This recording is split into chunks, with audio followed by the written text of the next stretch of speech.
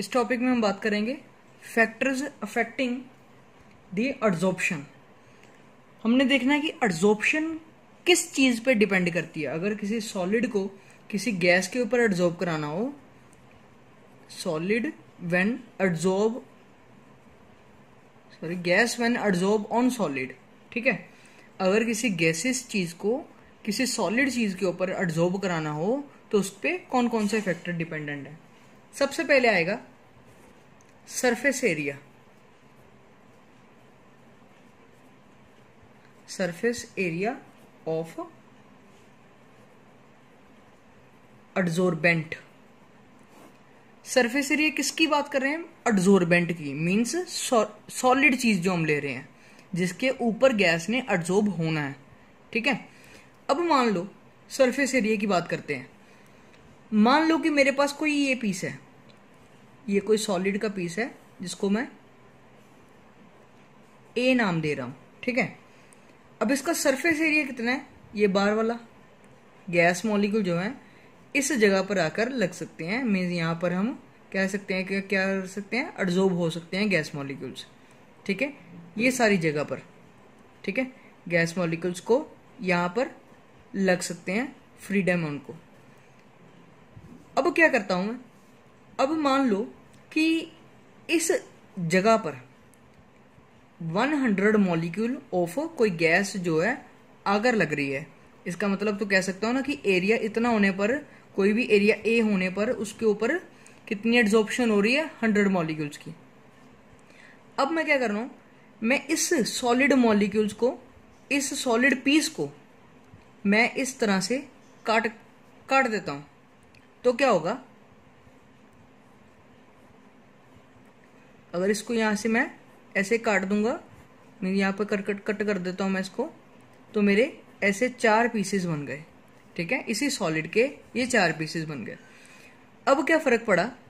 Molecule जो थे, जो सिर्फ यहां पर लगे थे पहले,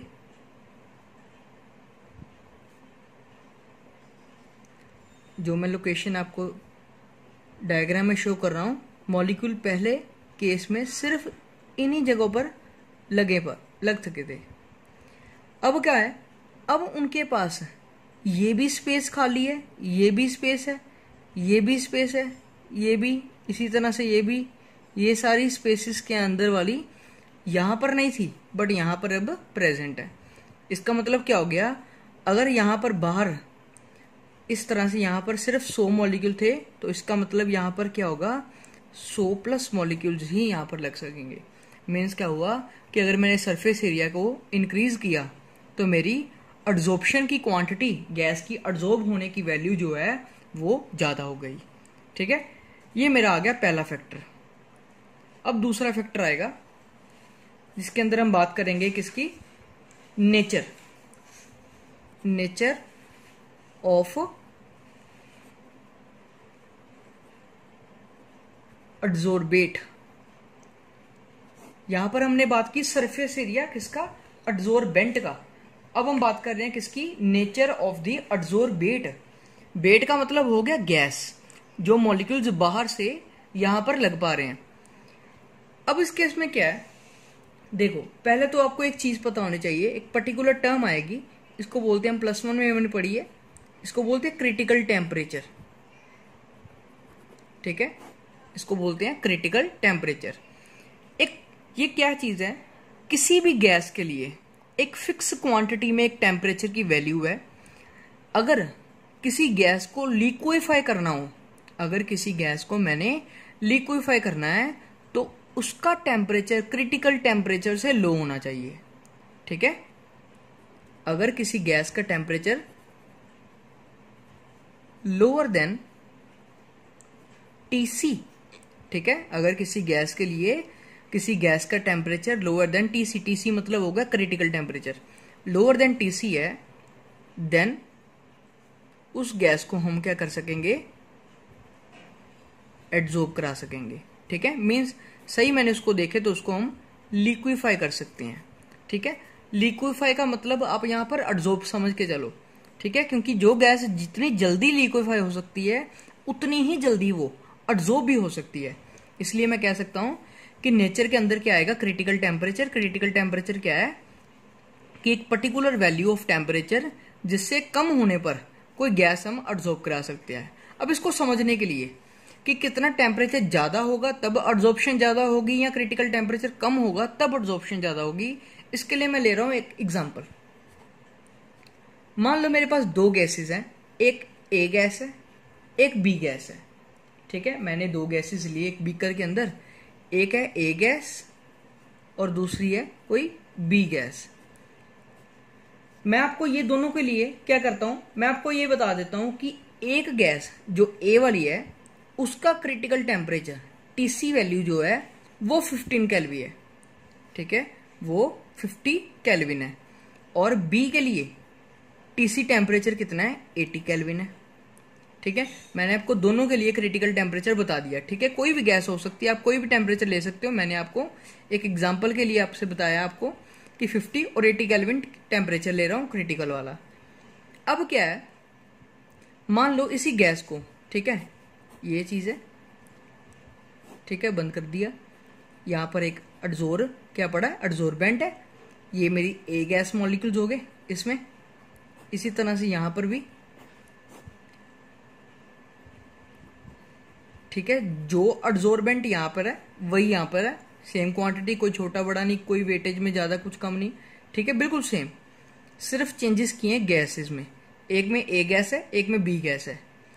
अब मैं इसको क्या करता हूं, सबसे पहले मैं इसका टेम्परेचर 10 केल्विन कर देता हूं और इसका टेम्परेचर भी 10 केल्विन कर देता हूं।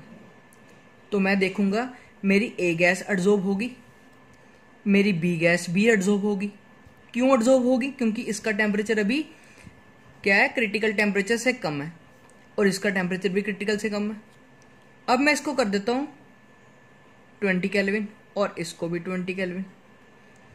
अब भी ये एडजॉर्ब होगी, ये भी एडजॉर्ब होगी। ठीक है, क्योंकि अभी भी ये क्रिटिकल टेम्परेचर से कम है। अब मैं इसको 35 केल्विन कर रहा हूं, इसको भी 35 केल्विन कर रहा हूं। अभी भी सेम कंडीशन। ठीक है, दोनों का टेम्परेचर क्या है, क्रिटिकल टेम्परेचर से कम है, मींस क्या हो गया कि दोनों एडजॉर्ब होंगी। इसको मैं कर देता हूं 45 केल्विन और इसको भी 45 केल्विन। अभी भी सेम, दोनों गैसेस एडजॉर्ब होंगी। अब मैं क्या कर रहा हूं, अब मैं टेम्परेचर कर देता हूं 52 केल्विन, यहां पर भी 52 केल्विन। अब देखो अब क्या चेंजेस आएंगे। अब ए केस में, मीन्स जिस बीकर में मैंने ए गैस ली थी उस केस में क्या होगा कि ये मेरा टेम्परेचर क्या है 50 केल्विन, जो उसका क्रिटिकल टेम्परेचर था उससे ज्यादा हो गया। इसका मतलब हो गया कि अब ये मेरी गैस जो है वो एब्जॉर्ब नहीं होगी। बट इस केस में बी केस में क्या है कि मेरा टेम्परेचर अभी क्रिटिकल टेम्परेचर से कम है, इसलिए ये आगे फर्दर अभी एब्जॉर्ब होगी। अगर इसको आगे मैं 55 कर रहा हूं,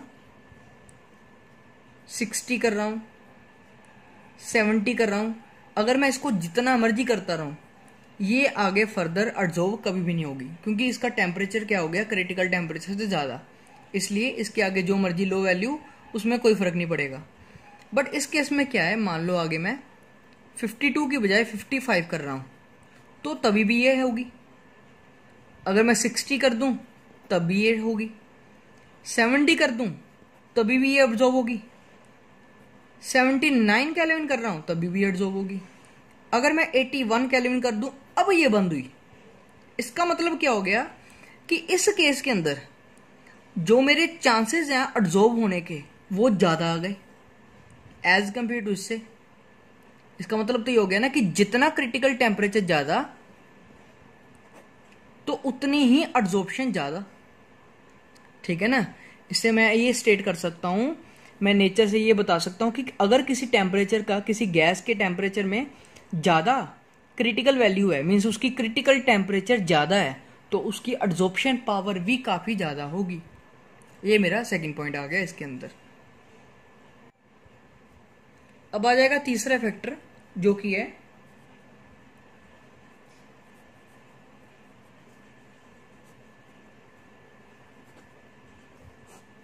इफेक्ट ऑफ टेम्परेचर। अगर हम देखें कि टेम्परेचर का अब क्या इफेक्ट पड़ेगा, टेम्परेचर के केस में क्या फर्क पड़ेगा, मान लो अब ये ऐसा है कि कुछ ना, अगर मैं आपको डिटेल में बताऊं तो इसमें आएंगे दो तरह के केसेस। इसमें अब दो तरह के केसेस पॉसिबल है, क्योंकि फिजिकल के केस में डिफरेंट वेरी करता है और केमिकल केस में वेरी डिफरेंट करेगा। पहले मैं आपको बताता हूं फिजिकल के केस में।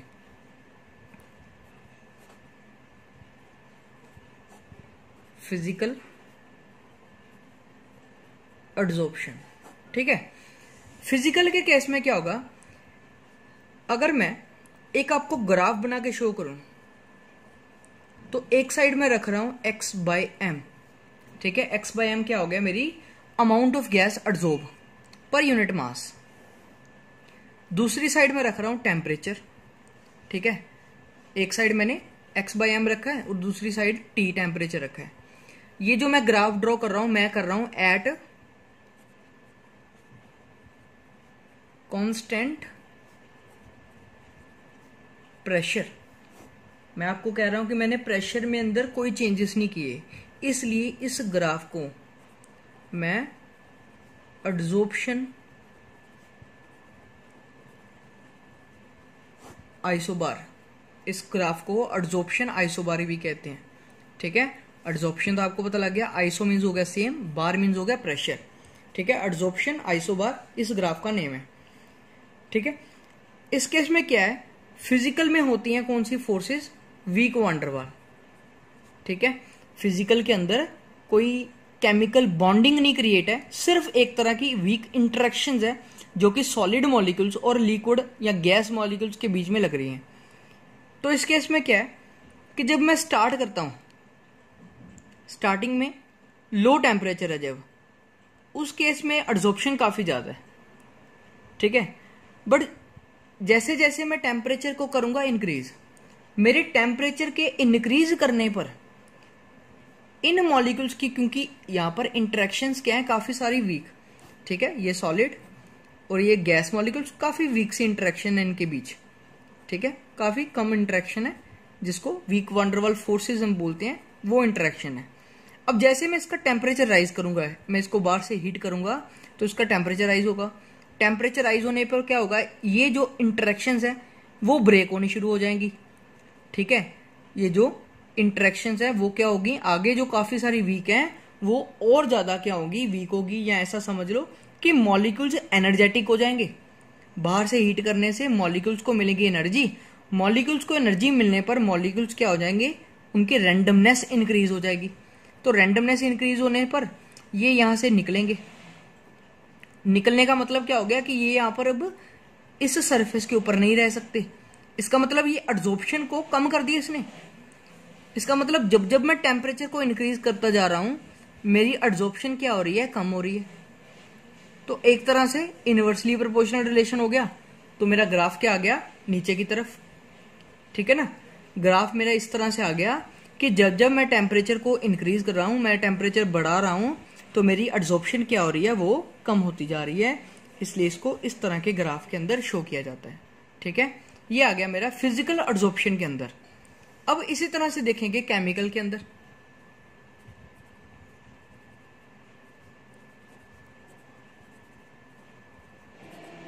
अगर केमिकल एडसॉर्प्शन की बात करें तो सबसे पहला जो डिफरेंस आएगा, इसके अंदर बनी थी हमारी केमिकल बॉन्ड्स, ठीक है। हमने ये पहले कर चुके हैं हम कि इसके अंदर क्या बनी थी, केमिकल बॉन्ड। अब केमिकल बॉन्ड के अंदर क्या डिफरेंस है कि केमिकल बॉन्ड फोर्सेस से उलट नेचर वाली हैं। इसके लिए भी इसको ग्राफ ड्रॉ करते हैं। सबसे इधर x/m means amount of gas, इधर आ गया मेरा टेम्परेचर T, ठीक है। ये भी एट कांस्टेंट प्रेशर किया था, तो ऊपर वाला ग्राफ, तो ये भी मेरा क्या आएगा, एट कांस्टेंट प्रेशर। इस केस में इसको भी हम बोलेंगे आइसोबार, एडसॉर्प्शन आइसोबार, ठीक है। आइसोबार का मतलब क्या हो गया, adsorption isobar. Word iso means हो गया सेम या कांस्टेंट, बार मीन्स हो गया प्रेशर, क्योंकि प्रेशर के यूनिट्स भी हम बार लिखते हैं, इसलिए प्रेशर। इसका मतलब हो गया कि कांस्टेंट प्रेशर के ऊपर जो एडसॉर्प्शन कर्व बन रही है उसको हम यहाँ पे पढ़ रहे हैं, ठीक है। इस केस में क्या है कि पहले तो सॉलिड जो है, ये मॉलिक्यूल्स आ गए, ये एडजॉर्बेंट आ गया, ये एडजॉर्बेट आ गए। जब मैं हीट प्रोवाइड कराऊंगा, मेरे हीट प्रोवाइड करने पर मान लो कि इस मॉलिक्यूल की हर एक केस में क्या होता है कि यहां पर बनने केमिकल बॉन्ड। केमिकल बॉन्ड बनने के लिए हमें एक पर्टिकुलर अमाउंट ऑफ एनर्जी चाहिए, जिसको बोलते हैं हम एक्टिवेशन एनर्जी। एक्टिवेशन एनर्जी, ठीक है। किसी भी जगह पर अगर कोई केमिकल रिएक्शन शुरू करना हो या किसी जगह पर कोई बॉन्ड को जनरेट करना हो, तो उस केस में हमें उसके लिए एक्टिवेशन एनर्जी चाहिए। अब यहां पर मान लो इस मॉलिक्यूल की, इस मॉलिक्यूल की, इस मॉलिक्यूल की एक्टिवेशन एनर्जी काफी ज्यादा है, ठीक है, जो इतनी ज्यादा है कि वो यहां पर आकर बॉन्ड नहीं क्रिएट कर सकता। तो इसका मतलब क्या हो गया, मेरे को बाहर से जब हीट प्रोवाइड कर रहा हूं मैं, मेरे बाहर से हीट प्रोवाइड करने पर इस मॉलिक्यूल को एनर्जी मिलेगी। अगर इनको एनर्जी मिलेगी तो क्या होगा, इनकी एक्टिवेशन एनर्जी जो थी, जो इनकी अपनी एनर्जी थी, वो एक्टिवेशन एनर्जी को क्रॉस करेगी। तो अब क्या होगा, ये मॉलिक्यूल यहां पर आकर लगेंगे। इसका मतलब मेरे हीट प्रोवाइड करने पर पिछले केस में मॉलिक्यूल्स कम हो रहे थे, बट इस केस में क्या होगा, मॉलिक्यूल्स बढ़ते जाएंगे। बॉन्ड, नंबर ऑफ बॉन्ड्स क्या होंगी, इंक्रीज होती जाएगी। इतना मतलब कि ये मेरा ग्राफ आ गया जो, वो इस तरह से ऊपर की तरफ वेरी करेगा, जो कि पिछले केस में नीचे आ रहा था, ठीक है ना। ग्राफ ऊपर की तरफ जाना शुरू हो गया, बट एक लिमिट पे पहुंचकर, एक लिमिट के ऊपर पहुंचकर इसकी वैल्यू क्या हो जाएगी, मैक्सिमम, ठीक है। एक अमाउंट है, एक क्वांटिटी है कि मॉलिक्यूल्स को एनर्जी दे ही जा रहे हैं बाहर से, तो उसकी वैल्यू क्या होती जा रही है, इंक्रीज होती जा रही है। बट एक पर्टिकुलर टाइम के ऊपर जब मैं हीट एक्सेस ज्यादा क्वांटिटी में कर दूंगा, तो क्या होगा, ये जो बॉन्ड्स बन चुकी थी, ये जो थी बॉन्ड जो क्रिएट हो चुकी हैं, अब इनको भी तो हीट मिल रही। इनको हीट मिलने पर क्या होगा कि ये अब बॉन्ड्स क्या होनी शुरू हो जाएंगी, डिसोसिएट होनी शुरू हो जाएंगी। ज्यादा क्वांटिटी में हीट प्रोवाइड करने पर ये बॉन्ड्स अब ब्रेक होंगी। ब्रेक होने का मतलब क्या है कि अब ये ब्रेक होने का मतलब कि ये बाहर निकल जाएंगे। ये एड्सॉर्प्शन के जो मॉलिक्यूल एड्सॉर्ब हुए थे वो कम होना शुरू हो गया। इसका मतलब मैक्सिमम वैल्यू के पहुंचने के बाद ये ग्राफ नीचे की तरफ आना शुरू हो जाएगा। इसलिए टेम्परेचर की वेरिएशन फिजिकल और केमिकल के अंदर डिफरेंट है, ठीक है। ये मेरी आ गई दोनों के अंदर वेरिएशन, फिजिकल और केमिकल के अंदर। आगे एक चीज इसमें और आएगी कि जब भी कभी गैस को, गैस मीन्स होगी मेरी एडसोर्बेट, प्लस सॉलिड को मीन्स हो गया एडसोर्बेंट। जब मैं किसी गैस को किसी सॉलिड के ऊपर एडसॉर्ब करा रहा हूं मैं, तो क्या होगा, कंडेंसेशन प्रोसेस भी इसको बोलते हैं, ठीक है।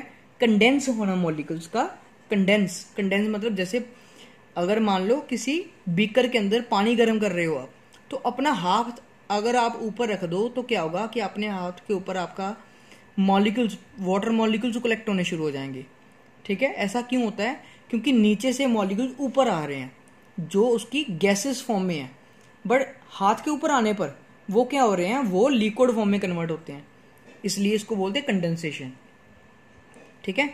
जब गैस सॉलिड के ऊपर एडसॉर्ब होगी तो मैं ऐसे लिख दूंगा कि gas adsorbed on solid plus heat, means इसका मतलब मैंने क्या एक्सप्लेन किया कि जब भी गैस कोई सॉलिड के ऊपर एडसॉर्ब होगी तो उसके बाद उसमें से क्या बाहर निकलेगी, हीट। इसी हीट को इसी चीज के अंदर हमने पढ़ा है, ठीक है। ये आ गया हमारा इफेक्ट ऑफ टेम्परेचर। आगे fourth point, effect of pressure.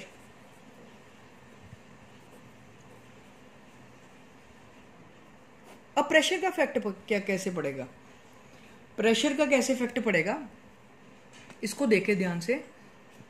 इसके लिए ग्राफ बनेगा इस तरह से। इस ग्राफ का मतलब है कि बढ़ना, ठीक है। जैसे मैं x/m इधर, इस तरफ अब मैं प्रेशर रखा, ठीक है, इस तरफ मैंने रखा प्रेशर। मान लो कोई गैस है जो कि जिसका टेम्परेचर 273 केल्विन है, ठीक है। एक लिए ले रहा हूँ, एक गैस कोई और ले रहा हूँ जिसका टेम्परेचर मैंने थोड़ा सा कम कर दिया, 244 केल्विन कर दिया। एक और गैस है जिसका टेम्परेचर मैंने 195 केल्विन कर दिया। अगर मैं टेम्परेचर कम करके उसकी प्रेशर के साथ वेरिएशन देखूं तो ऐसी वेरिएशन आएगी। इसका मतलब हो गया कि जब जब मैं प्रेशर को इंक्रीज करूंगा मेरी एड्जॉर्प्शन इंक्रीज होगी। इसका मतलब क्या है कि जैसे ये बीकर है, ठीक है, यहां पर मेरा क्या प्रेजेंट है, ये मेरा प्रेजेंट है एड्जॉर्बेंट, ये मेरा प्रेजेंट है एड्जॉर्बेट, ठीक है। मैं क्या कर रहा हूं, अब मैं बाहर से इसको प्रेशर अप्लाई करना शुरू कर देता हूं, ठीक है। किसी तरह से मैं क्या कर रहा हूं, इसको प्रेशर अप्लाई कर रहा हूं, तो मेरा बीकर क्या होता जाएगा, ये पिस्टन एक तरह से मैंने मान लो यहां पर क्या है, एक मूवेबल पिस्टन है जो कि नीचे आ रहा है, ठीक है। कुछ देर बाद ये पिस्टन यहां पर पहुंच गया, ठीक है, बाकी सारा कुछ ऐसे ही रहेगा। अब क्या होगा, ये जो सॉलिड था इसके और ये गैस मॉलिक्यूल के बीच में इंटरेक्शन बिल्कुल नहीं थी, चाहे वो वीक मान लो या वो फोर्स मान लो या केमिकल बॉन्ड मान लो, किसी तरह फिजिकल केमिकल कोई भी ले सकते हो। इन दोनों के बीच में किसी तरह से कोई इंटरेक्शन नहीं है, क्योंकि ये काफी दूरी पर है इसलिए इनके बीच में कोई इंटरेक्शन नहीं है। इसी तरह से यहाँ पर और इसके बीच में कोई इंटरेक्शन नहीं है, इसके और इसके बीच में कोई नहीं है। बट जब मैंने प्रेशर को कर दिया इंक्रीज, तो ये मॉलिक्यूल जो मेरा है मान लो ये आ गया, अब इसके पास आ गया। इसका मतलब हो गया कि ये अब इसकी प्रॉपर्टी है कि इन मॉलिक्यूल्स को अपनी तरफ खींचेगा। इसका मतलब क्या हो गया कि जो यहाँ पर मॉलिक्यूल्स ऊपर यहाँ पर इस लाइन से ऊपर मॉलिक्यूल जो थे इसके अंदर नहीं आ पा रहे, इसके ऊपर एब्जॉर्ब नहीं हो पा रहे। अब क्या है, इस लाइन के अंदर आने के कारण वो सारे मॉलिक्यूल एब्जॉर्ब हो रहे हैं। इसका मतलब तो एब्जॉर्प्शन बढ़ गई ना। तो इसी चीज को कह रहे हैं कि जब जब मैंने प्रेशर को इंक्रीज किया तो मेरी एब्जॉर्प्शन क्या हो रही है, इंक्रीज। इस तरह से ये एब्जॉर्प्शन आ गई।